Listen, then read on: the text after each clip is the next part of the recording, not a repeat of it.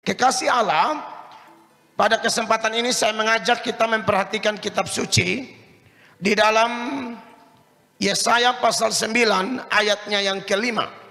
Bapak Mama bisa baca di Alkitab atau mencatat setiap ayat-ayat yang saya sebutkan, karena ayat-ayat akan ditayangkan di layar. Ya, bagi Bapak Ibu yang bisa catat pulang baca kembali, itu akan sangat membantu.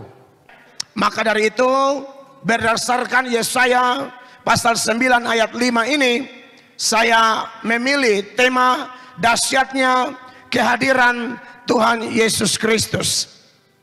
Ayat yang baru kita baca, Bapak Ibu jemaat terkasih, baik yang dalam ruangan maupun yang di luar, saya tidak tahu ini total yang di dalam sama di luar berapa banyak orang, tapi inilah orang-orang yang lapar dan haus akan firman Allah. Amin. Tepuk tangan dulu yang meriah bagi Tuhan. Jemaat yang dikasihi Tuhan Yesus, ayat ini sekitar 600 atau 700 tahun kemudian tergenapi pada Natal pertama, yaitu Natal yang terjadi 2000-an tahun yang lalu di kota Daud di Bethlehem. Dan itu ada catatan sejarahnya begitu jelas, luar biasa. Bahkan sampai hari ini kalau orang Kristen, baik pendeta atau jemaat yang berkesempatan pergi ke Israel, mereka akan diantar ke satu gereja namanya gereja Nativity. Disitulah gereja lokasi di mana Tuhan Yesus dilahirkan. Jadi kalau masuk ke situ kita agak menunduk sedikit. Lalu orang-orang diberi kesempatan untuk berdoa sebentar. Tapi kalau pengunjungnya padat dari berbagai negara, kadang-kadang kita hanya bisa sentuh sedikit saja, lalu ambil foto, video dan lain sebagainya. Terakhir tahun lalu kah, saya bersama istri, 2 anak dan beberapa jemaat, kami ada di Israel sana dan berkesempatan ke sana. Padatnya minta ampun, dan hampir semua yang pergi di situ terharu luar biasa karena Anak Allah yang maha tinggi, pencipta alam semesta, raja di atas segala raja, yang melakukan keajaiban-keajaiban, bahkan menciptakan segala sesuatu alam semesta ini dari tidak ada menjadi ada, rela untuk mengosongkan dirinya, meninggalkan segala kemuliaan dan mengambil segala kehinaan, lalu dilahirkan di tempat itu. Dan khusus rombongan yang saya pimpin, karena terlalu padat, saya bawa sebentar dari tempat Yesus dilahirkan ke jarak mungkin dari sini ke sudut sana. Lalu Yesus dibaringkan di sana, dan di situ saya hanya pimpin doa sejenak karena tidak boleh ribut. Tapi tangisan tidak bisa ditahan lagi. Mereka menangis sejadi-jadinya karena mengenang peristiwa yang luar biasa itu. Nah, saudara-saudara yang diberkati oleh Tuhan Yesus Kristus, apa yang difirmankan oleh Allah dalam Yesaya pasal 9 ayat 5 ini tergenapi begitu sempurna. Ini mengingatkan kita apa Bapak Ibu? Bahwa Tuhan yang kita sembah di dalam Yesus Kristus adalah Allah yang dapat dipercaya. Amin. Apa yang difirmankannya pasti digenapinya dengan sempurna. Saya dan Bapak Ibu, dalam pengalaman kita masing-masing, kita mungkin pernah mengalami kecewa. Kecewa dengan apa? Janji orang. Iya toh? Janji nikah. Ada orang yang janji nikah, begitu setia katanya tidak akan ada pria idaman lain, tidak akan ada wanita idaman lain. Tetap mau setia dengan pasangan dalam suka duka, untung rugi, sakit sehat, apapun keadaannya mau setia. Tapi khusus di kota Kupang saja ada ASN kasih tahu sama saya, itu yang mau antri bercerai sekitar 1000 pasangan. Ini beberapa tahun lalu. Yang kasih tahu saya orang yang dapat dipercaya. Makanya dia titip pesan, Pak Mel, kalau pergi khotbah di pemerintah kota, tolong singgung sedikit katanya.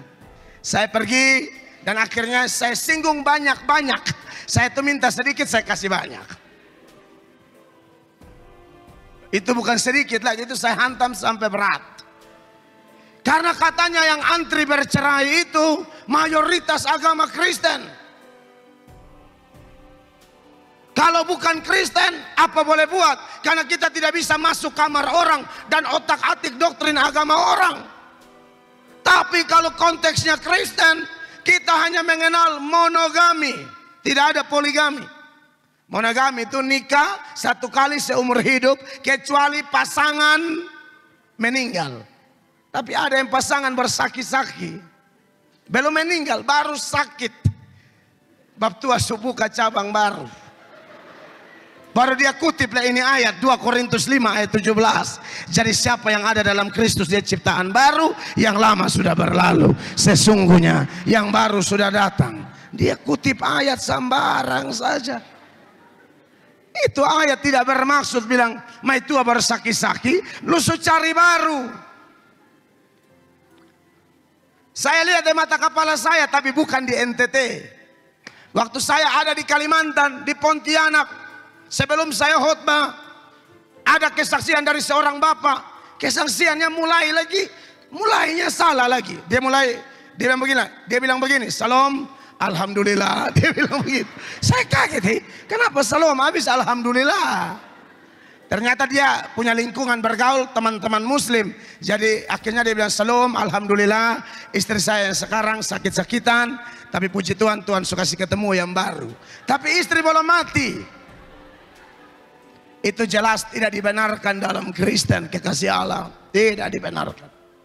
Ya, kecuali kasus-kasus khusus yang memang disarankan oleh kitab suci. Nah, saudara-saudara yang diberkati oleh Tuhan Yesus, janji apa lagi? Ini tahun politik ini. Tahun politik ini, aduh. Itu caleg bisa masuk di Oimova, dia cium dari ujung ke ujung. Sebenarnya baik, asal, amin. Asal cium itu Alkitab bilang cium kudus.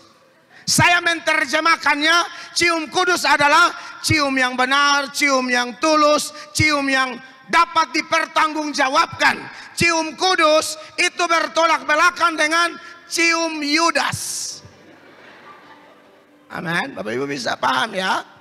Di Alkitab budaya Yahudi itu begitu, ada cium kudus. Kayak kita orang Timur, kayak kita orang NTT, ketemu cium hidung. Nah itu kalau diseberangkan dalam terang firman Allah, bisa jadi cium kudus. Tapi kalau dalam gelap atau tidak dalam terang firman Allah, dia pun nama cium Yudas.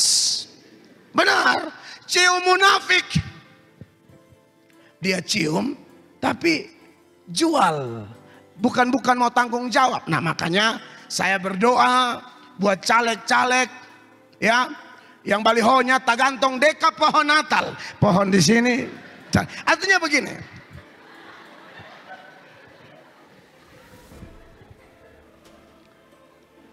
Pohon. Maksud saya kedekatan antara baliho caleg dan pohon Natal begini. Pohon Natal lampu boleh mati hidup. Amin. Tapi harapan saya caleg punya iman, punya janji, jangan mati hidup. Jangan mati hidup. Kakak, tak usah rekam. Bukan itu Bapak suruh. Sebentar altar call. Kakak son percaya. Sorry, kakak mungkin Bapak lupa kasih tahu dari awal. Nanti yang waktu altar call. Oke, buddy. Oke, dan terus kekasih Allah. Ini saya mesti omong, ini tahun politik. Nah, iya toh. Jadi kalau mau pilih caleg yang dapat dipercaya, yang ada dalam terang firman. Amin.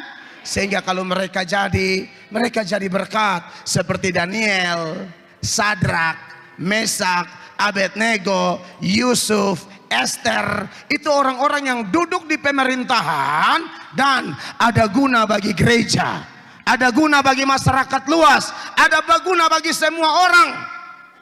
Ya kalau kita pilih mereka, kita bersyukur, pilih pas. Saya tidak suruh pilih siapa-siapa. Saudara doa sendiri, lihat sendiri. Amin. Karena di GSJA ini dilarang kampanye dalam gereja. Dan saya pikir etika yang benar bagi semua pendeta ya begitu. Kalau singgung-singgung sedikit untuk mengarahkan sesuai firman, boleh saja. Ya. Jadi jujur saja kita kadang-kadang kecewa. Makanya salah satu pokok doa saya bersama istri, dan saya rasa mungkin banyak jemaat mendoakan pokok doa yang sama, yaitu kita berdoa supaya ini caleg-caleg dong, ini nanti terpilih, mereka jadi pelayan Tuhan di pemerintahan, di politik. Bisa melayani Tuhan, bukan hanya pendeta, bisa polisi, guru, dokter, anggota dewan, kepala desa, camat, bupati, wali kota, gubernur, bisa. Makanya kenapa Alkitab bilang doakan para pembesar, karena itu berkenan. Saudara-saudara, 1 Timotius 2 ayat 1 dan ayat 2. Perhatikan. Pertama-tama aku menasihatkan, naikkanlah permohonan, doa, syafaat dan ucapan syukur untuk semua orang. Semua orang. Jadi kita Kristen tidak diajar doa buat gereja saja. Saya dan saudara harus doa buat orang Islam, doa buat orang Hindu, doa buat orang Buddha, doa buat Marakan, Marapu, Boti, Jingitiu, harus bawa dalam doa. Amin. Semua orang, dan berharap mereka mengenal satu-satunya jalan kepada Bapa, yaitu siapa? Yesus Kristus Tuhan. Terus untuk raja-raja dan untuk semua pembesar, agar kita dapat hidup tenang dan tentram dalam segala kesalehan dan kehormatan. Itu perintah. Itulah yang apa ya 3? Itulah yang baik dan yang berkenan kepada Allah Juru Selamat kita. Itu yang baik dan berkenan kepada Allah Juru Selamat kita saat kita mendoakan gereja, mendoakan siapapun. Dan ada satu pokok doa khusus yang Tuhan bilang berkenan di hati Tuhan, yaitu doa buat para pembesar. Amin, kekasih Allah. Apalagi gereja GSJA, pasti penekanan utama salah satunya adalah doa. Mau jago khotbah, jago ayat, jago bahasa Ibrani, jago bahasa Yunani, tapi tidak kuat dalam doa, percuma. Doa adalah napas kehidupan, dan Alkitab berkata doa orang benar sangat besar kuasanya. Maka harus kuat dalam doa. Itu yang kalau program GSJA nasional, GSJA secara menyeluruh dari Sabang sampai Merauke, Sangir Talau sampai Rotendao, itu pendeta satu hari ambil waktu kalau bisa doa 1 jam. Khusus kami pendeta, baca Alkitab 1 tahun minimal habis 1 kali. Ada pendeta tertentu yang 2 sampai 3 kali. Jemaat 1 hari minimal berdoa 30 menit. Itu doa saja. Baca Alkitab minimal 2 tahun selesai 1 kali. Itu program nasional. Saya perlu seberangkan ini karena saya ada di wilayah Gereja Sidang Jemaat Allah. Tapi menurut saya itu boleh diterapkan oleh siapapun. Bahkan ada yang doa bukan 1 jam, 2 jam, 3 jam. Gereja GSJA terbesar di dunia itu pernah, bahkan bukan GSJA, gereja terbesar di dunia, jemaat lokal terbesar di dunia, salah satunya jemaat GSJA di Korea Selatan yang digembalakan oleh Paul Yonggi Cho.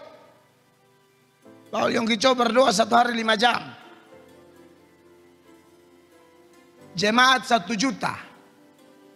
Di itu gereja kolete larang pakai uang logam, karena yang tukang piko kolete sama kayak koko besi. Bayangkan logam semua. Ibadah mangkali ada 7 sampai 10 kali, benar. Dan itu jemaat di Korea kan ibadah 1 habis baru ibadah 2 toh. Ibadah 1 sementara berlangsung, jemaat yang ibadah 2 sudah tunggu di luar gereja. Anda tahu di luar gereja mereka bikin apa? Di taman, di kursi menunggu, doa. Kalau di Indonesia kadang-kadang tunggu di luar, gosip. Lu tahu kosong itu 1, sama-sama. Itu gereja di Korea Selatan, kenapa multiplikasinya pelipat gandaannya cepat dan luar biasa. Bahkan lagi tunggu dia mau masuk ibadah, dia doa di taman. Jemaat GCA Elim Kenam Oemofa, kalau kuat dalam doa, saudara lihat nanti melalui ini gereja Oemofa dan sekitarnya dilawat oleh Allah dan nama Tuhan dipuji, dipermuliakan. Jadi kehidupan doa harus kuat. Amin, kekasih Allah. Karena waktu Yesus menjelma menjadi manusia, salah satu kebiasaannya adalah mengasingkan diri dan secara pribadi omong dengan Bapaknya dalam doa. Harusnya kalau hitung-hitungan kuasa yang ada padanya, dari mana dia datang, dia tidak perlu doa dong. Betul tidak? Dia Allah yang jadi manusia. 5.000 laki-laki belum terhitung perempuan dan anak-anak dengar dia khotbah, kelaparan, hanya ada 5 roti dan 2 ikan kecil dalam nama Yesus. Yesus rubah, semua makan sampai sisa 12 bakul. Artinya tidak perlu doa. Nah itu kan Yesus. Tapi ternyata dia doa. Apalagi saya dan Bapak Ibu. Amin. Saudara siap bakul 5 roti, lu doa-doa, tidak akan terjadi. Nah berarti kita lebih perlu berdoa. Amin Bapak Ibu. Kita lebih perlu berdoa. Nah saudara-saudara yang diberkati oleh Tuhan Yesus, kembali kepada janji-janji tadi. Tapi beda dengan janji Tuhan kita. Amin. Kalau ada manusia pernah mengecewakan Bapak Ibu, termasuk anak-anak muda yang pacaran 2023 hanya dipenuhi oleh sakit hati. Sampai ada satu nyong saking terlukanya, dia diberi kesempatan pimpin renungan. Dia bikin tema lika-liku laki-laki yang luka-luka. Lika-liku laki-laki yang luka-luka dan tidak laku-laku. Karena dia bilang, aduh, selalu dikecewakan. Tanya adek, sudah nyong, adek bilang belum. Tahu-tahu adek pun satu di Kefa, satu di Niki-Niki, satu di cabang Tilong. Tapi janji Tuhan beda, kekasih Allah. Sebab Alkitab berkata dalam Bilangan pasal 23 ayat 19, Allah yang kita sembah bukan manusia sehingga ia berdusta. Apa yang difirmankannya pasti digenapinya. Dengarkan ayat ini. Allah bukanlah manusia sehingga ia berdusta. Bukan anak manusia sehingga ia menyesal. Amin. Masakan ia berfirman dan tidak melakukannya. Mazmur 12 ayat 7 menegaskan tidak ada janji semurni janji Tuhan. Sama-sama baca jemaat. 1, 2, 3. Janji Tuhan adalah janji yang apa? Murni bagaikan perak yang teruji 7 kali dimurnikan dalam dapur peleburan di tanah. Peristiwa Natal 2000-an tahun yang lalu mengingatkan kita tentang salah satu sifat Allah yang luar biasa, yaitu kalau dia sudah omong apa, dia pasti genapi. Amin. Makanya kalau dengar khotbah tuh dengar baik-baik. Khotbah itu bisa isi perintah, bisa isi larangan, bisa isi janji. Itu khotbah. Dalam khotbah ini 3 yang paling sering muncul. Kalau bukan larangan berarti perintah. Tapi tidak mungkin sebuah khotbah hanya ada larangan dan perintah. Allah yang kita sembah, dia kalau kasih perintah, dia kasih larangan, dia pasti akan lengkapi dengan janji supaya seimbang. Dia perintah Abraham, pergi, tinggalkan rumah bapamu, tinggalkan sanak saudaramu, tinggalkan negerimu. Apakah sampai di situ? Tidak. Dia bilang, aku akan memberkati engkau. Keturunanmu diberkati. Siapa memberkati engkau diberkati. Siapa mengutuk engkau dikutuk. Dan olehmu semua bangsa diberkati. Itu Tuhan kita. Tidak mungkin sebuah khotbah hanya perintah larangan, perintah larangan, perintah larangan. Kesannya berat sekali. Tidak mungkin. Pasti ada janji di situ. Makanya kalau dengar firman harus dengar baik-baik. Amin Bapak Ibu. Yesus bilang apa? pergi, beritakan Injil, jadikan semua murid, semua bangsa muridku, dan baptislah mereka dalam nama Bapa, dalam nama Anak dan Roh Kudus. Bapa, Putra dan Roh Kudus. Sampai di situ saja kok Bapak Ibu? Tidak. Dan ketahuilah, aku menyertai kamu senantiasa sampai kesudahan zaman. Jadi Tuhan kalau sampaikan sesuatu pasti ada janji. Bayangkan pemberita Injil tanpa penyertaan Tuhan. Wah, repot juga saudara-saudara. Saya tidak sanggup, saya tidak mampu. Banyak orang bilang begini, yang mungkin ikuti khotbah saya, nonton, lalu mereka bilang, wah Pak Mel berani sekali. Tidak juga sebenarnya. Saya tidak berani sekali. Saya ini sering menjawab begini. Apalagi kalau bahas cerita seperti Sadrak, Mesak, Abednego. Sadrak, Mesak, Abednego itu kan berani sekali ya. Sampai rela dibakar hidup-hidup. Tetapi kalau orang bilang, kalau Pak Mel bagaimana? Berani atau tidak? Saya bilang jawaban saya ada dua. Kalau Tuhan di pihak saya berani. Kalau saya sendiri, saya tidak berani. Jujur saja. Terus bayangkan kalau khotbah, tahu saya omong di jauh-jauh. Saya sudah sering keliling kemana-mana di luar NTT. Dalam NTT saja. Khotbah di Sumba. Saya KKR di Sumba. Itu jemaah dengar khotbah, parang di pinggang. Itu kan budaya. Orang Sumba dengar khotbah, parang di pinggang. Ini kalau khotbah tak salah ini. Beta putus dengan mimbar-mimbar. Karena beta tahu ada pendeta pernah dibunuh di sana. Lalu saudara bilang Melatok berani. Aslinya saya tanpa Tuhan tidak berani. Khotbah di Alor. Belum pergi khotbah, baru siap-siap di rumah persiapan. Ada rumah yang tampung kami. Lalu rumah yang tampung kami ini ternyata mantan suanggi. Betul. Mantan suanggi yang bertobat lalu buka persekutuan doa. Sementara siap mandi pakaian, ada yang lari-lari di atas seng. Tapi sebelumnya tuan rumah bilang, Bapak Ibu dong, kalau ada yang lari-lari di seng, nah, maklum saja. Karena saya punya kawan lama semua, jengkel saya sampai hari ini. Kenapa berhenti jadi suanggi dan buka persekutuan doa? Maka tiap malam saya pasti diganggu. Apalagi mereka lihat ada tim hamba Tuhan, mereka suka tes. Di Alor, benar ini. Ini salah satu cerita saja. Banyak. Saya sudah alami langsung. Tapi kami tetap siap. Memang Tuhan itu baik. Kalau saya bisa uji, kalau diri saya sendiri agak pikiran juga. Tambah lagi ada kesaksian. Ada pendeta dikeroyok oleh 4 suanggi, mati di tempat. Mungkin pendetanya hanya pendeta yang asal jadi pendeta, dan bukan dengan dasar pertobatan. Karena suanggi mati.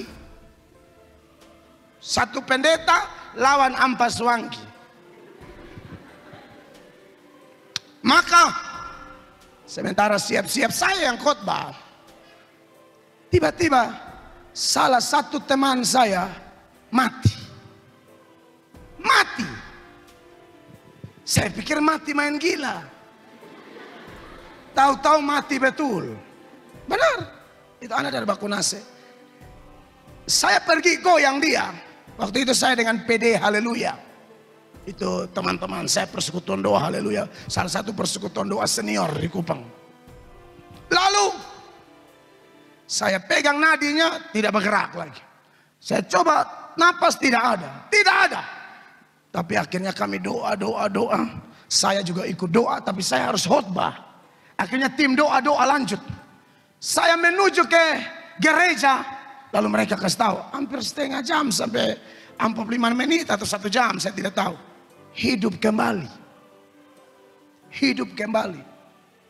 Yesus yang kita sembah, Dia berkata, aku menyertai kamu. Setan ada kuasa, Swangi ada kuasa, Yesus maha kuasa. Yesus raja di atas segala raja. Maka semua orang yang betul-betul mau melayani Tuhan, jangan pernah takut. Ketahuilah, Dia Immanuel, Allah beserta kita. Aku menyertai engkau sampai kesudahan zaman. Itulah Yesus yang dahsyat, yang hadir melalui peristiwa Natal. Dan kedahsyatan itu semakin dipertajam melalui Yesaya pasal 9 ayat 5 ini. Karena ada gelar-gelar yang diberikan kepada Yesus yang menjadi sorotan khusus pada malam ini saat saya menyampaikan khotbah. Perhatikan ayat itu sekali lagi. Yesaya pasal 9 ayat 5. Sebab seorang anak telah lahir untuk kita, seorang putra telah diberikan untuk kita. Lambang pemerintahan ada di atas bahunya. Dan namanya disebutkan orang penasihat ajaib, Allah yang perkasa, Bapa yang kekal, Raja damai. Siapa Yesus? Yesus yang dahsyat yang hadir 2000-an tahun yang lalu itu dan masih ada sampai hari ini. Ayat ini menyebut Dia adalah penasehat ajaib. Kenapa seseorang bisa bertumbuh, maju, berhasil? Karena sering mendengarkan nasihat. Kenapa orang menjadi celaka, rugi, tidak beruntung, bahkan selalu sial dalam kehidupannya? Baca seluruh Amsal. Mayoritas ayat-ayat di Amsal mengatakan kalau dengar nasihat kita diberkati. Tapi kalau tolak nasihat kita sial. Hari ini kita diingatkan siapa sang penasehat ajaib. Dia adalah Allah yang luar biasa. Kami sebagai pendeta, di atas kami ada penasehat. Ada badan pengurus sinode, ada BPD, ada tua-tua gereja. Mereka menasihati kami, tapi penasehat yang sejati, penasehat yang ajaib adalah Tuhan Yesus sendiri. Amin. Dia menasihati kita. Yang pertama, Dia menasihati dari dalam. Yang kedua, Dia menasihati kita dari luar. Bapak Ibu dengarin. Dia menasihati kita dari dalam melalui apa? Melalui Roh Kudus. Amin, kekasih Allah. Jadi Bapak Ibu, pada waktu kita menerima Yesus sebagai Tuhan dan Juru Selamat, semua orang yang sungguh-sungguh terima Dia, Alkitab berkata Dia dimeteraikan dengan Roh Kudus. Efesus 1 ayat 13. Bapak Ibu perhatikan. Di dalam Dia kamu juga, karena kamu telah mendengar firman kebenaran, yaitu Injil keselamatanmu. Di dalam Dia kamu juga ketika kamu percaya dimeteraikan dengan Roh Kudus yang dijanjikannya itu. Iya. Jadi waktu orang percaya Yesus sebagai Tuhan dan Juru Selamat, percaya bahwa Dia Allah yang menjadi manusia, percaya bahwa di bawah kolong langit ini tidak ada jalan lain untuk masuk surga kecuali lewat Dia. Pada saat orang percaya itu, dalam diri kita ada Roh Kudus. Nah, ini Roh Kudusnya suka nasihat kita. Amin. Roh Kudus nasihat pakai apa? Roh Kudus nasihat pakai firman. Firman yang saya dan Bapak Ibu baca, firman yang saya dan Bapak Ibu dengar seperti saat ini, itu nanti kalau kita ada dalam persoalan, kita diperhadapkan dengan harus bikin pilihan, disitulah Roh Kudus ingatkan kembali firman-firman tersebut. Karena Roh Kudus tidak akan bicara di luar firman. Yohanes pasal 16 mulai ayat 13, dia bilang begini.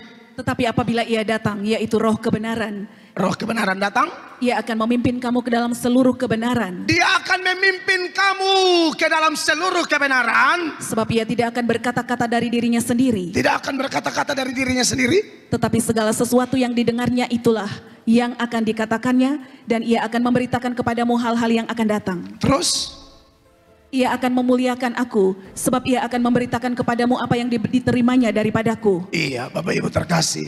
Jadi kalau Roh Kudus menasehati saya dan Bapak Ibu, itu melalui firman. Jadi memang pentingnya baca Alkitab begitu. Supaya kalau Roh Kudus nasihat, apa yang kita baca itu yang dia ingatkan supaya kita berhati-hati dalam kehidupan ini. Karena begini Bapak Ibu, Kalau orang tidak baca Alkitab atau menafsirkan Alkitab secara kacau, tidak sesuai firman, lalu bilang begini, roh ada omong. Aduh, saya ini karismatik asli, tapi kita tidak budaya begitu. Kita nih, saya dibesarkan dari orang persekutuan doa. Lalu saya jadi pendeta GSJA. Saya harus jujur nih, kelemahan kita orang persekutuan doa dan gereja karismatik adalah salah satu kelemahan yang perlu diwaspadai. Terlalu gampang bilang Roh Kudus ada omong. Serius ini, saya omong, hati-hati ini. Saudara tahu waktu dulu pernah dengar bilang Tuhan Yesus mau datang di Pariti. Bapak Ibu pernah dengar tidak? 2003. Itu Roh Kudus. Mereka bilang Roh Kudus yang omong. Roh Kudus melalui Pak Mangapin Sibuea yang di Bale Endah, Jawa Barat. Ini perlu omongkan di internet juga ada. Ini bukan omong. Ini kita mesti jelaskan. Begini. Ada jenis omong nama orang tuh yang berdosa. Ciri-cirinya atau hal-hal yang berkaitan dengan itu. Omong nama orang yang berdosa. Yang pertama, Anda tidak tahu apa-apa, Anda beromong. Nah, itu gosip. Yang kedua, Anda omong sesuatu yang tidak fakta dengan dasar kebencian untuk menjatuhkan dia. Ini juga dosa. Amin. Tapi kalau Anda omong karena memang fakta dan tujuannya supaya menolong banyak orang, itu harus. Saya punya anak perempuan. Contoh ya, anak perempuan umur ini 16 tahun. Yang model ke dance dan tadi itu. Itu dance apa yang ajar Pak Pendeta? Mama Gembala. Yang dance, yang nona-nona tadi. Beta kritik sedikit ya. Yang goyang pinggang tak usah. Tolong beta tadi tidak enak sekali. Lihatnya tidak bagus. Beta nih begitu Pak Mel. Daripada pulang baru beta pusing. Tahun depan tak usah yang kayak begini-begini. Tak usah. Lukas Gamatar kaki kanan saja. Jangan, jujur itu tidak etis. Apalagi anak-anak usia begitu ya. Saya begitu Pak Mel. Beta ini gereja sama kayak beta pun gereja. Jadi yang guru par dong. Tak dong gue yang makanya seras sekali kok. Tolong jangan, saya ini tidak bisa. Tadi beta bilang, beta bergumul. Nanti telepon bapak kok biar dia omong langsung. Tapi ini kan sayang. Boleh menari, beta ini dancer. Beta ini penari. Penari banget.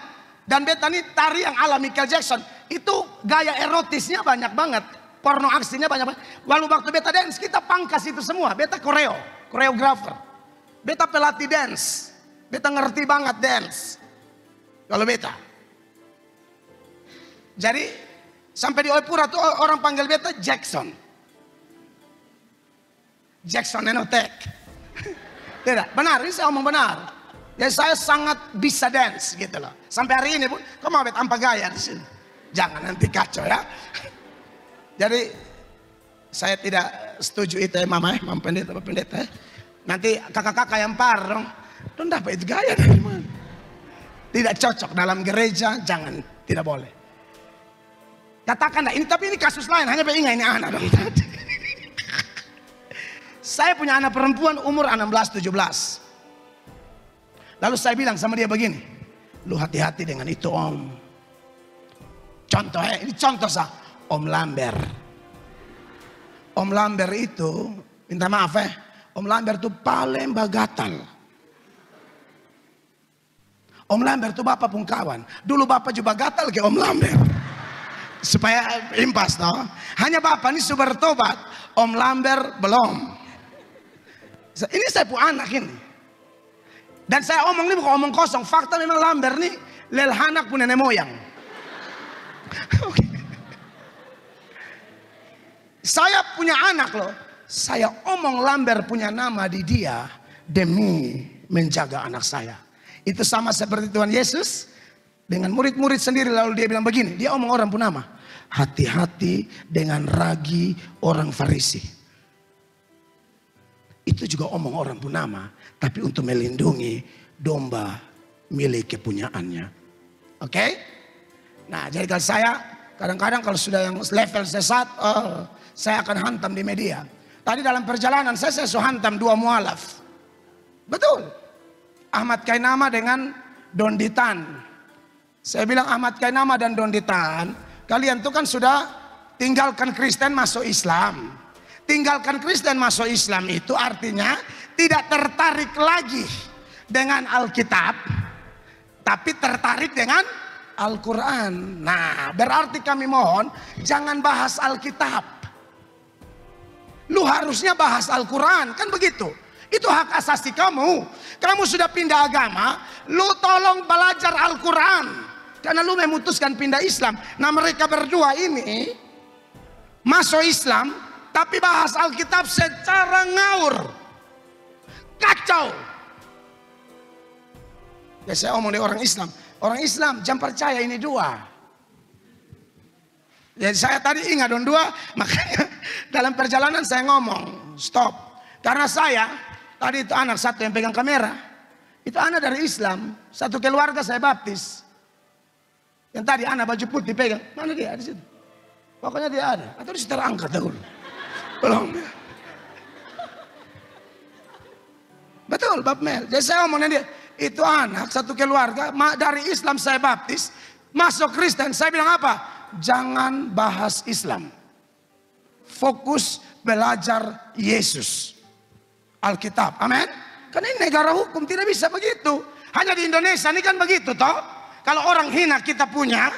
Susah sekali masuk penjara. Tapi coba ada 1, 2 yang tak salah omong. Lu mati. Kan jujur aja begitu toh.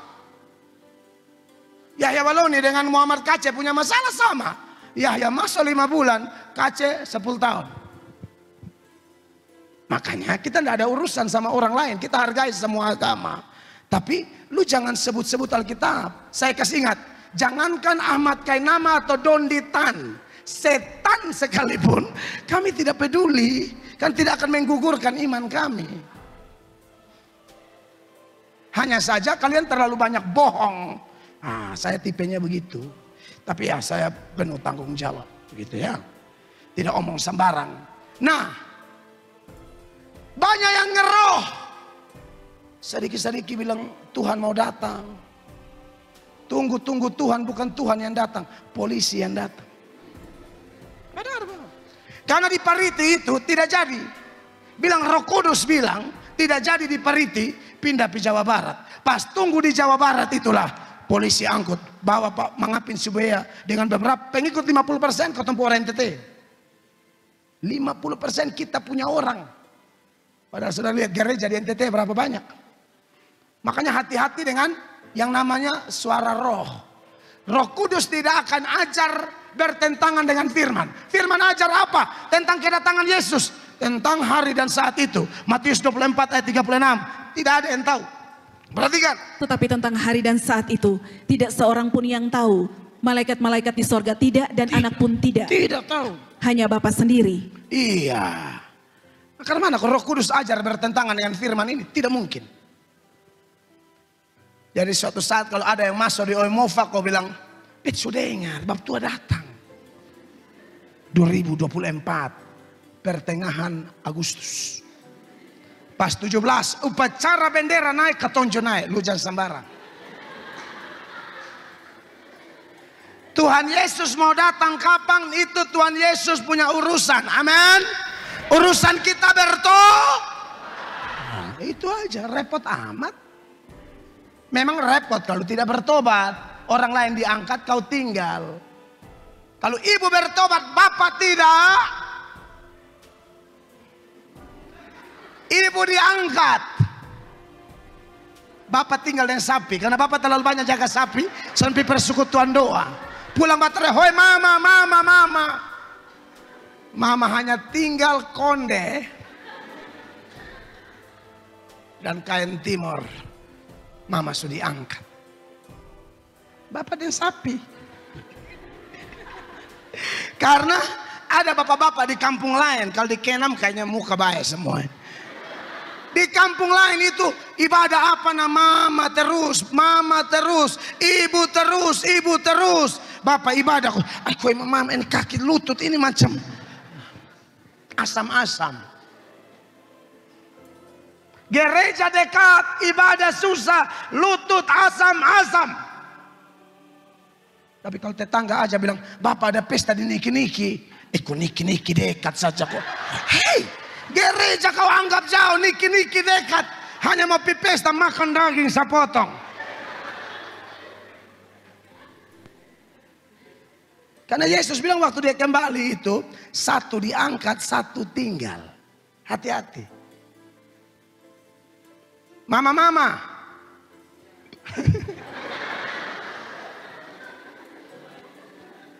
Mama-mama yang suka naik ojek. Banyak ojek cinta Tuhan. Oh. Takutnya hari pengangkatan, ojek lari kincang. Tukang ojek diangkat.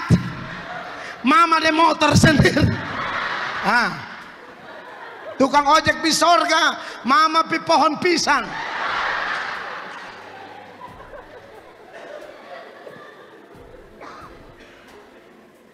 Posisi lari kincang baru pengangkatan. Nah mama mau pi mana? Mama hanya sambil duduk menyanyi, berserah kepada Yesus tuh roh dan jiwaku. Amin. Jadi dia penasehat ajaib. Dia nasihat kita pertama dari dalam melalui roh yang sudah dimeterikan. Tapi dia juga nasihat dari luar. Melalui siapa? Hamba Tuhan. Dengarin Bapak Mama. Waktu Yesus mau terangkat, dia akan kasih turun roh. Tapi dia juga bilang, kamu tunggu sampai roh turun di atas kamu. Kamu akan menjadi saksiku. Mulai dari Yerusalem, Yudea, Samaria, sampai ke ujung-ujung bumi. Maka kalau hamba Tuhan khotbah harus dengar baik-baik. Amin. Mau mengantuk ke apapun. Tapi dia muka-muka di sini beberapa mencurigakan.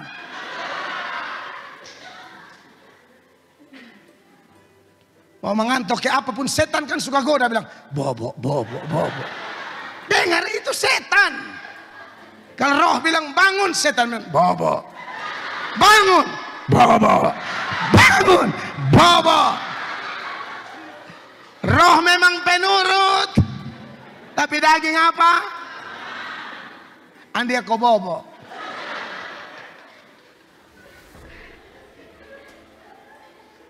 Kenapa tidak boleh bobo saat khotbah? Dengarin. Karena ada tuh yang begini, ini tidak, ini di Kenam tidak ada, ini yang di waktu dengar khotbah ini kan makanan rohani, amin.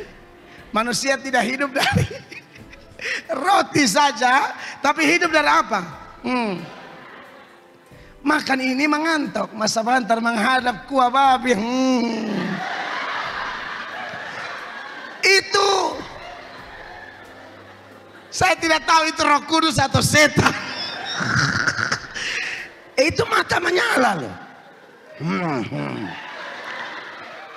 Coba saudara dengar ini, waktu saudara makan itu ada nafsu makan. Dengar khotbah tuh saya menyebutnya ada nafsu. Nafsu ini apa? Gairah kudus. Amin. Dan sudah ada Roh Kudus di dalam tadi. Betul ya Bapak Ibu ya?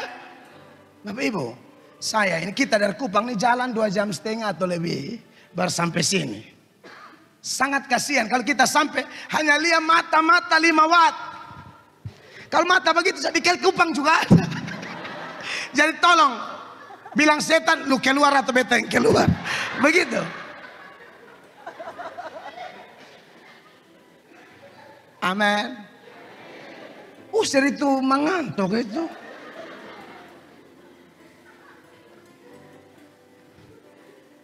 Thanking dalam nama Yesus. Karena begini, kita sedang bahas gelar Yesus sebagai penasehat yang ajaib. Dari dalam dia pakai Roh Kudus, dari luar dia pakai hamba Tuhan. Makanya ada ayat bilang begini, kalau hamba Tuhan yang khotbah, hormat dia 2 kali lipat. 1 Timotius 5 ayat 17. Bapak Mama dengarin ayat. Penatua-penatua yang baik pimpinannya patut dihormati 2 kali lipat. Terutama mereka yang dengan jeripayah berkhotbah dan mengajar. Mereka yang berkhotbah dan mengajar, hormat 2 kali lipat.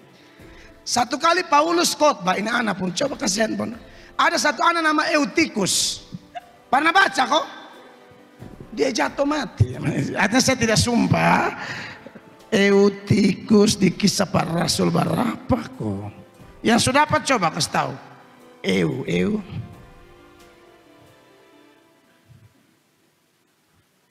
Eutikus, kok Tikikus? Sudah apa kok Kanita? Mana?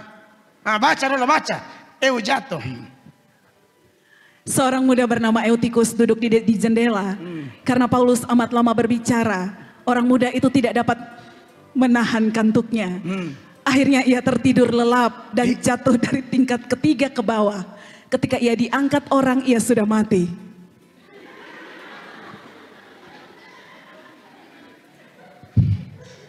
Sebelum Eutikus panggil, bangkitlah. Tidak, saya jauh mata memandang, saya lihat sampai tidur. Hanya Sulebi kayak kepingin sujud.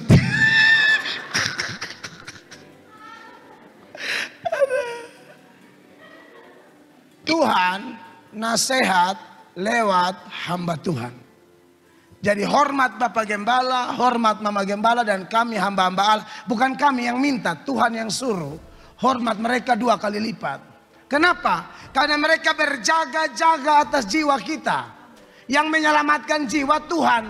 Tapi Tuhan suruh jaga itu jiwa, kita pemimpin. Makanya Ibrani 13 ayat 17, itu ayat bilang begini. Taatilah pemimpin-pemimpinmu dan tunduklah kepada mereka. Taatilah pemimpin-pemimpinmu dan tunduklah kepada mereka. Sebab mereka berjaga-jaga atas jiwamu. Sebab mereka berjaga-jaga atas jiwamu. Sebagai orang-orang yang harus bertanggung jawab atasnya. Amin. Dengan jalan itu mereka akan melakukannya dengan gembira, bukan dengan keluh kesah. Amin. Sebab hal itu tidak akan membawa keuntungan bagimu.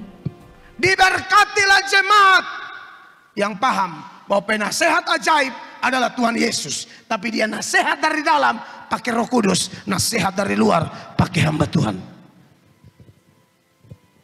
Orang kurang ajar dengan Musa, bahkan saudara kandung Miriam kena kusta. Datan, Korah, Abiram kurang ajar sama Musa, tanah terbelah, telan mereka hidup-hidup. Hormat pemerintah 1 kali, hormat hamba Tuhan 2 kali lipat. Alkitab jelas. Amin Bapak Ibu. Jadi itu gelar Yesus yang pertama. Yang kedua, setelah penasihat ajaib, ayat Yesaya 9 ayat 5 mengatakan, Dia Allah yang perkasa. Inilah Yesus kita yang dahsyat itu. Sekarang rame orang bilang, oh Kristen itu mengangkat Yesus jadi Tuhan pada tahun berapa? 325 Masehi. Dong mabok. Yesus itu sebelum lahir dia sudah Allah. Makanya setelah disebut penasehat ajaib, dia disebut apa? Allah yang perkasa. Bahasa Ibraninya El Gibor. Yesus itu Allah. Tidak ada orang Kristen yang angkat Yesus sebagai manusia jadi Tuhan. Tidak ada. Dia benar-benar Allah. Amin Bapak Ibu terkasih. Yohanes 1 ayat 1 mengatakan apa? Pada mulanya adalah firman. Firman itu apa? Bersama-sama dengan Allah. Dan firman itu adalah apa? Firman di situ itu gelarnya Yesus menurut teks itu. Jadi kalau dirubah firman jadi Yesus, itu ayat bunyi begini. Pada mulanya adalah Yesus. Yesus itu bersama-sama dengan Allah. Dan Yesus itu adalah Yesus itu Allah. Hanya dia diturunkan melalui bangsa Yahudi. Makanya di dalam Roma 9 ayat 5, Sang Mesias itu disebut Allah yang layak dipuji. Roma 9 ayat 5. Mereka adalah keturunan bapak-bapak leluhur yang menurunkan Mesias dalam keadaannya sebagai manusia. Mesias dalam keadaannya sebagai manusia. Yang ada di atas segala sesuatu. Ia adalah Allah yang harus dipuji sampai selama-lamanya. Mesias itu adalah Allah yang harus dipuji sampai selama-lamanya. Beri tepuk tangan yang meriah bagi Tuhan. Saya kalau khotbah saya suka seimbang. Doktrin praktis. Doktrin praktis. Kalau hari-hari ini ada banyak manusia, bukan kita. Kalau kita adalah manusia-manusia yang sudah diselamatkan, sehingga kita memanggil Yesus sebagai Allah. Yesus Tuhan dan Allah kami. Kita nyembah Dia sebagai Allah. Amin. Yesus benar-benar Allah. Tetapi ada orang yang tidak mau menerima bahwa Dia Allah. Bahkan Bapa sendiri, Allah Bapa. Saya kasih tunjuk ayatnya. Allah Bapa panggil anaknya Allah. Bapa panggil Yesus Allah. Bayangkan, kita tidak mau panggil Dia Allah, pusing amat. Bapaknya panggil anaknya Allah. Mau lihat ayatnya? Ibrani 1 ayat 8. Perhatikan, catat ayat-ayatnya. Tetapi tentang anak ia berkata. Tapi tentang anak, iya di situ Bapa. Tapi tentang anak Bapa berkata. Tahtamu ya Allah. Tahtamu ya Allah. Tetap untuk seterusnya dan selamanya, dan tongkat kerajaanmu adalah tongkat kebenaran. Jadi kalau itu setan, yang setan punya anak-anak tidak mau panggil Tuhan Yesus Allah, pusing amat. Itu tidak merubah keberadaannya sebagai Allah, tidak merubah naturnya sebagai Allah. Dia benar-benar Allah. Tambah lagi ayat 9.